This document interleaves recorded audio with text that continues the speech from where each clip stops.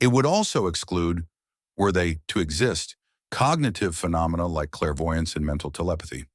Such exclusions are problematic because most cases of memorial and introspective justification resemble paradigm cases of sensory justification more than they resemble paradigm cases of a priori justification. It would be a mistake, however, to characterize experience so broadly as to include any kind of conscious mental phenomenon or process. Even paradigm cases of a prior justification involve experience in this sense. This is suggested by the notion of rational insight, which many philosophers have given a central role in their accounts of a priori justification. These philosophers describe a priori justification as involving a kind of rational seeing or perception of the truth or necessity of a priori claims.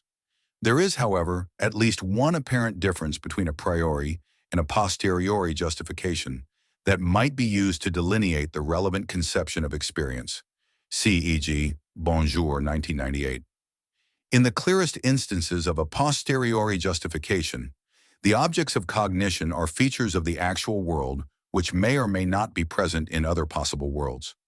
Moreover, the relation between these objects and the cognitive states in question is presumably causal, but neither of these conditions would appear to be satisfied in the clearest instances of a priori justification.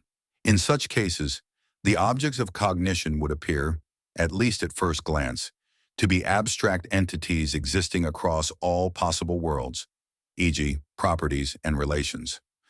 Further, it is unclear how the relation between these objects and the cognitive states in question could be causal. While these differences may seem to point to an adequate basis for characterizing the relevant conception of experience, such a characterization would, as a matter of principle, rule out the possibility of contingent a priori and necessary a posteriori propositions. But since